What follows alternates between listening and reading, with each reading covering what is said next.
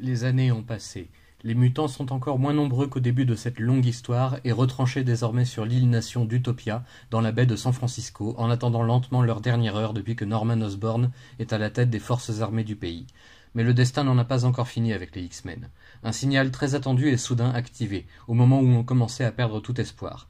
Le Messie est revenu, ou plutôt la Messie, la jeune Hope, première mutante née après le jour fatidique du jour M, et envoyée dans le futur avec Cable afin d'être formée, entraînée et protégée jusqu'au moment où elle sera prête à jouer son rôle, encore inconnu. Ce signal fait tout simplement la preuve que Cable et Hope sont de retour dans le présent, à l'époque de nos héros, et que la petite devenue fière adolescente est sur le point de tous les sauver, ou au contraire de les condamner. Car son rôle est encore flou, même pour elle. On ignore quels sont ses pouvoirs et personne ne la connaît en dehors de Cable qui l'a élevée. Personne ne pourrait prédire ses décisions et réactions dans un monde qui hait plus que jamais les mutants.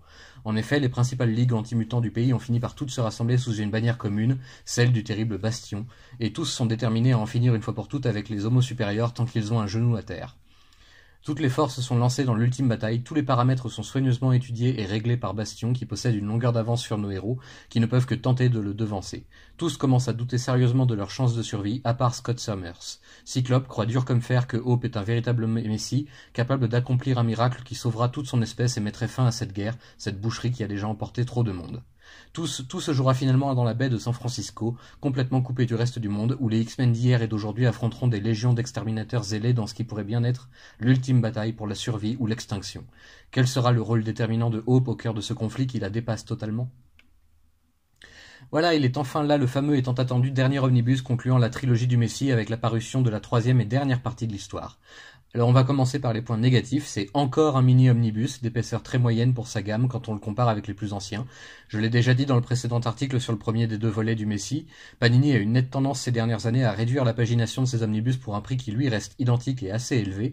Vous allez dire que c'est du chipotage, c'est vrai que le format reste tout de même très luxueux et il faut complètement l'investissement et l'attente, mais on sait aussi que l'éditeur est pourtant tout à fait capable de sortir pour le même prix des volumes bien plus épais, parfois doublement, voire davantage, comme le récent L'Ère d'Apocalypse ou le très attendu La Saga du Clone pour Spider-Man prochainement. C'est une question de choix certainement, et surtout de sous, je pense. L'autre mauvais point selon moi, ça reste subjectif bien sûr, c'est le dernier tiers de cet album. Panini avait prévenu les fans, qui râlaient déjà en se voyant acheter un omnibus de taille réduite, qu'avec la conclusion de la trilogie du Messie, on aurait également du matériel supplémentaire et inédit en VF, principalement des chapitres de séries se déroulant en parallèle de l'événement et ayant un rapport direct avec l'intrigue principale. D'ordinaire, ça permet d'éclairer les quelques zones d'ombre. Ici, par exemple, nous découvrons comment Magic est sauvé des limbes par son équipe, tandis que les autres se battent dans le monde mortel, ou encore comment l'équipe scientifique du Club X parvient à se sortir d'un piège temporel vicieux aux terribles conséquences. Mais disons-le tout de suite, est-ce que c'était vraiment intéressant ? Je veux dire, voir des personnages, voir ce que font des personnages derrière la scène, c'est toujours un peu sympa, mais finalement fatigant quand il faut rattacher les wagons et se taper toutes les séries en parallèle pour comprendre de quoi ils retournent. Personnellement, j'aurais bien mieux préféré et apprécié des épisodes racontant l'arrivée des mutants sur Utopia, ou encore la raison pour laquelle Magneto est bouclé et alité à l'infirmerie durant pratiquement toute l'intrigue principale. Que leur est-il arrivé entre la fin du premier omnibus et le début de celui-ci ? Un rapide résumé même aurait fait l'affaire, je pense, mais nous n'avons droit qu'à une très simple mise en situation. Ce ne sont que des détails, certes, et parfois sans rapport avec l'histoire principale, mais qui aurait pu poser un peu mieux les choses et expliquer davantage certaines situations que l'on découvre assez subitement. Les choix éditoriaux pour le matériel complémentaire sont discutables, certains crieront au remplissage, quand d'autres féliciteront Panini pour l'effort, chacun sera juge. Pour les points positifs maintenant, parce qu'il y en a, et il y en a de très bons en plus. Déjà, un omnibus si tôt dans l'année, merci beaucoup à Panini d'avoir fait cet effort et de ne pas avoir trop joué sur l'attente de cette conclusion après la parution du premier tome. C'est toujours appréciable de pouvoir s'offrir une petite merveille d'édition telle que celle-ci, et l'avantage c'est qu'elle n'est pas perdue au milieu d'autres grosses sorties de fin d'année pour le coup. Ensuite, l'histoire est magnifique, poignante. J'ai largement préféré cette troisième et dernière partie à la seconde par exemple, qui se voulait pourtant beaucoup plus épique. Jamais les mutants n'ont été autant en danger et autant menacés par l'extinction totale que dans cette histoire majeure des années 2000-2010, au tournant des deux décennies. Tous les auteurs, et ils sont nombreux, se sont associés et concertés pour donner un maximum de crédibilité à leur œuvre et de cohérence, et ça fait du bien. Les dessins aussi sont magnifiques, vraiment, rien n'est acheté dans l'ensemble, tout sent bon l'épique et la recette du succès assurée. On imagine presque les musiques de films par-dessus l'action, tant c'est vivant et conçu comme un grand divertissement de cinéma. Qui sait, peut-être que Marvel Studios aura la bonne idée de fouiner dans cette trilogie pour les futures réalisations.